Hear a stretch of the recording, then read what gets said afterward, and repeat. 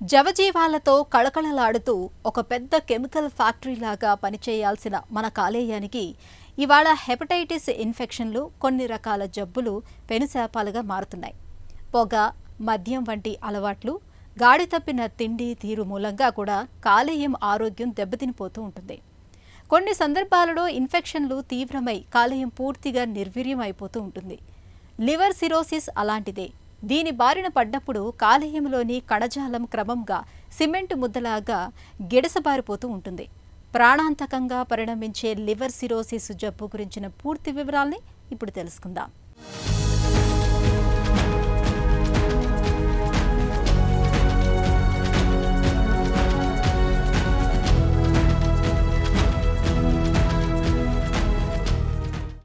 కాలేయం మన శరీరంలో అతిపెద్ద కెమికల్ ఫ్యాక్టరీ. మనం తిన్న ఆహారాలను జీర్ణం చేయటానికి తోడ్పడే ఎంజైములను విడుదల చేయటం మొదలుకొని శరీరంలో రకరకాలుగా పేరుకుపోయే విష రసాయనాలను తొలగించటం వరకు ఎన్నో రకాల పనుల్ని మన కాలేయం నిరంతరాయంగా నిర్వహిస్తూ ఉంటుంది. ఇంతటి కీలకమైన కాలేయానికి పని ఒత్తిడితో పాటు సమస్యలు కూడా ఎక్కువే. అయితే చాలా సందర్భాల్లో కాలేయం తనకు వచ్చే అనేక సమస్యలను తనంతకు తానే నయం చేసుకోగలదు. కానీ హెపటైటిస్ ఇన్ఫెక్షన్లను ఏళ్ల కొద్దీ నిర్లక్ష్యం చేసినప్పుడు, పొగ, మద్యం వంటి చెడు వ్యసనాలకు బానిసలుగా మారినప్పుడు కాలేయం క్రమంగా నిర్వీర్యమైపోతూ వస్తుంది. లివర్ సిరోసిస్ కూడా అలాంటిదే. సిరోసిస్ బారిన పడ్డప్పుడు కాలేయంలోని కణజాలం క్రమంగా గట్టిపడిపోతూ చివరికి సిమెంట్ ముద్దలాగా మారిపోతుంది. నార్మల్గా మన యొక్క లివర్ ఎలా ఉంటుందంటే స్పాంజ్ లాగా ఉంటుంది. స్పాంజ్ అంటే మెత్తగా ఉంటుంది. కొన్ని యొక్క కారణాల వల్ల, అంటే ఆల్కహాల్ తీసుకోవడం వల్ల కానీ, లాంగ్ స్టాండింగ్ డయాబెటీస్ వల్ల కానీ, లావుగా ఉండటం అంటే ఒబేసిటీ ఉన్న వాళ్ళకి కానీ, hepatitis B, hepatitis C infections, chronic infections ఉండటం వల్ల కానీ, ఇవన్నీ కూడా స్లోగా ఈ యొక్క మెత్తడిగా ఉన్నటువంటి లివర్ మీద స్లోగా ఎఫెక్ట్ పడడం వల్ల ఈ యొక్క లివర్ స్లోగా చిన్న చిన్నగా గట్టిపడుతూ వస్తుంటుందన్నమాట. సో ఆ యొక్క స్టేజెస్ వచ్చినప్పుడు లాస్ట్ స్టేజ్ వచ్చేసరికి దాన్ని సిరోసిస్ అంటాం. సో నార్మల్ లివర్ నుంచి సిరోసిస్ రావడానికి గల స్టేజ్కి వచ్చినప్పుడు ఫస్ట్ ఫ్యాటీ లివర్ స్టేజ్కి వెళ్తుంది. ఫ్యాటీ లివర్ నుంచి ఫైబ్రోసిస్ స్టేజ్కి వెళ్తుంది. ఫైబ్రోసిస్ నుంచి సిరోసిస్కి వస్తుంది. ఎప్పటికైనా 95% reversibility chances up to fibrosis level. Once it goes to cirrhosis level, 95% irreversible. Alcohol is the major cause for liver cirrhosis. Second వచ్చి హెపటైటిస్ బి, హెపటైటిస్ సి.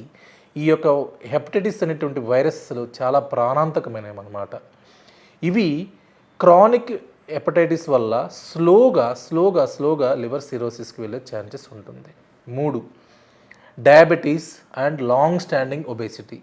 ఇవి నాష్ రిలేటెడ్ అంటాం, non alcoholic steato hepatitis అంటాం. ఇవి కూడా ఒకందుకు కారణమయ్యేటువంటి కారణం. 4వది cryptogenic అంటాం. Cryptogenic అంటే కొంతమందికి ఏ కారణము ఉండదు, తీరా చూస్తే సిరోసిస్ అని ఉంటుందన్నమాట. సమ్ ఆఫ్ ద జీన్స్ అనేది వాళ్ళ ఫ్యామిలీ నుంచి ట్రాన్స్మిట్ అవుతూ ఉండటం వల్ల వచ్చేటువంటి ఈ కారణం వల్ల కూడా లివర్ సిరోసిస్ వస్తుంది. మనకు ప్రాణాధారమైన కాలేయం దెబ్బతినిపోవటానికి, సిమెంటు ముద్దలాగా గట్టిపడిపోవటానికి, సాధారణ హెపటైటిస్ ఇన్ఫెక్షన్లు మొదలు మద్యపానం వరకు చాలా కారణాలే కనిపిస్తాయి. ఏళ్ల కొద్దీ కాలేయ జబ్బులతో బాధపడుతున్నప్పుడు, హెపటైటిస్ బి ఇన్ఫెక్షన్ సోకినప్పుడు, నాటు మందులు వాడే అలవాటు ఉన్నప్పుడు, ఒంట్లో వ్యాధి నిరోధకత తగ్గినప్పుడు, కాలేయం నుంచి విడుదలయ్యే పైత్యరస ప్రసరణలో అడ్డంకులు ఏర్పడినప్పుడు కాలేయం పనితీరు నెమ్మదిగా మందగిస్తూ వస్తుంది. చికిత్స తీసుకోకుండా నిర్లక్ష్యం చేసినప్పుడు అది చివరికి సిరోసిస్గా మారుతుంది. ఈ నేపథ్యంలో కాలేయం పనితీరు, కాలేయ వ్యాధులను ముందుగానే పసిగట్టేందుకు వేర్వేరు పరీక్షల సముదాయమైన లివర్ ప్రొఫైల్ను తరచుగా చేయించుకుంటూ ఉండటం మేలు. లివర్ సిరోసిస్ వల్ల ఫస్ట్ ప్రమాదకరంగా వచ్చేది అప్పర్ జిఐ బ్లీడ్ అంటాం. అంటే మోషన్లో కానీ వామిటింగ్లో కానీ రక్తం పడడం. సెకండ్ వచ్చి నేను చెప్పినట్టు లివర్ లోపలి బ్లడ్ వెళ్ళకపోతే ఆ రక్తనాళాల నుంచి చిన్నగా వాటర్ కొంచెం లీక్ అయిపోయి కడుపులో వాటర్ వస్తుంది. దాన్ని ఏమంటామంటే ఎస్ఐటీస్ అంటాం. వాటర్ ఇన్ ద అబ్డామిన్ అంటాం. కడుపులో నీళ్లు రావడం, కడుపు ఉబ్బడం అంటాం. 3వది వచ్చి ఎప్పుడైతే ఈ యొక్క లివర్ సిరోసిస్ అవుతుందో, ఎప్పుడైతే ఈ బ్లడ్ మనకు లివర్లో ఫిల్టర్ కాదో అమోనియా అంటాం. ఈ అమోనియా అంతా కూడా బాడీలో అంతా కూడా స్ప్రెడ్ అయిపోయి బ్రెయిన్కి ఎఫెక్ట్ అయిపోయి మతి స్థిమితం లేకుండా మాట్లాడడం, మతి స్థిమితంగా అన్కాన్షియస్ స్టేట్కి కూడా కొంతమంది హాస్పిటల్కి వస్తూ ఉంటారు. 4వది వచ్చి జాండీస్. ఎప్పటికైనా జాండీస్ అనేది లేట్గా ప్రజెంట్ అవుతుంది. 3 కానీ 4 కానీ 5 కానీ అట్లా వస్తూ ఉంటుందన్నమాట. సో ఈ 4 సిమ్టమ్స్ ఉన్నాయి అంటే ఈ లివర్ అనేది చాలా చాలా పాడైపోయింది అని దాని అర్థం. వన్స్ సిరోసిస్ వచ్చినప్పుడు ఫస్ట్ థింగ్ మనం నెక్స్ట్ బ్లడ్ ఇన్వెస్టిగేషన్స్, దాని తర్వాత లివర్ ఫైబ్రో స్కాన్ చేసుకుంటాం, దాని తర్వాత ఎండోస్కోపీ చేసుకుంటాం, దాని తర్వాత CT scan of the liver చేసుకుంటాం. ఇవన్నీ చేసుకొని స్ట్రాటిఫై చేసిన తర్వాత ఈ యొక్క లివర్ ఏ స్టేజ్లో ఉంది, స్టేబుల్ స్టేట్లో ఉన్న పేషెంట్కి రిస్క్ ఆఫ్ బ్లీడింగ్ ఏమైనా ఉందా, రిస్క్ ఆఫ్ ఎసైటిస్ ఏమైనా ఉందా చూసుకొని దానికి తగ్గట్టు మెడిసిన్స్ మనం పెట్టుకొని వితిన్ 2 to 3 months ఫాలోఅప్ చేసుకుంటూ ఉంటాం. ఇలాంటి స్టేబుల్ స్టేట్ కంపెన్సేటెడ్ స్టేజ్ ఉన్న వాళ్ళు ఆల్మోస్ట్ 10 to 15 years కరెక్ట్గా మెడిసిన్స్ వాడుకుంటూ ఉంటే 10 to 15 years వరకు కూడా లైఫ్ లాంగ్ బాగా ఉంటుంది, ఎటువంటి కాంప్లికేషన్స్ రావు. వన్స్ డీకంపెన్సేటెడ్ స్టేజ్ అంటాం, ఫస్ట్ బ్లీడింగ్తో వచ్చారు. ఫస్ట్ బ్లీడింగ్తో వచ్చినప్పుడు మనం ఎండోస్కోపీ చేసుకొని బ్లీడింగ్ని కంట్రోల్ చేసుకోవాలి. చేసుకొని మెడిసిన్స్ పెట్టుకొని చూస్తూ ఉంటామన్నమాట. 2 సార్లు కంట్రోల్ అయింది, 3వసారి బ్లీడింగ్ లేదు అంటే మెడిసిన్స్తో పాటు కంటిన్యూ చేసుకుంటూ ముందుకెళ్తాం. మళ్ళీ బ్లీడింగ్ అయింది అంటే దాని అర్థం ఏంటంటే ఈ లివర్ బాగా హార్డ్ అయిపోయి ఇంకా ఆ యొక్క వ్యక్తికి ఇంకా లివర్ ఏమీ సపోర్ట్ చేయట్లేదు అని దాని అర్థం. సో అలాంటి తరుణంలో ఆ యొక్క స్టెబిలిటీ ఆఫ్ డిసీజ్ని పట్టుకొని దాన్ని మనం ట్రీట్మెంట్ ఎలా చేయాలనేది చూసుకుంటూ ఉంటాం. 3వది కడుపులో వాటర్ రావడం. వన్స్ వాటర్ వచ్చినాయి అంటే లివర్ బాగా వీక్గా ఉందన్నట్టు. మనం మెడిసిన్స్ పెట్టుకుంటే 50 to 60% మళ్ళీ అన్స్టేబుల్ స్టేట్ నుంచి స్టేబుల్ స్టేట్కి కూడా వెళ్తారు. కానీ ఒక 30% మాత్రం ఆ స్టేబుల్ స్టేట్కి వెళ్ళలేరు. అలా వెళ్ళని వాళ్ళకి మనము లివర్ ట్రాన్స్ప్లాంట్ అని చెప్తూ ఉంటాము.